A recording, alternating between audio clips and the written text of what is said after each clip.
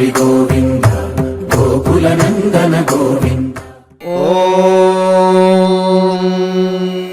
शतमानं भवति शतायुः पुरुषः शतेन्द्रिय आयुष्येवेन्द्रिये प्रतिष्ठति।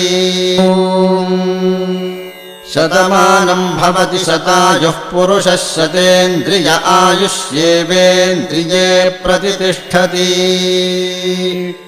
शतमानं भवति शतमानकं शतमानं भवति शतायुः शतायुर्भवति शतमानकं शतमानं भवति शतायुः शतमानमिति शतमानं भवति शतायुः शतायुर्भवति शतायुः पुरुषः पुरुषः शतायुर्भवति शतायुः पुरुषः शतायुः पुरुषः शतायुः पुरुषः शतेन्द्रियः शतेन्द्रियः पुरुषः शतायुः पुरुषः शतेन्द्रियः शतायुरिति शतायुः पुरुषः शतेन्द्रियः पुरुषः शतेन्द्रिय आयुष्यायुषि शतेन्द्रियः पुरुषः शतेन्द्रिय आयुषि शतेन्द्रिय आयुष्यायुषि शतेन्द्रिय आयुष्येवैवायुषि शतेन्द्रिय आयुष्येव शतेन्द्रिय इति शत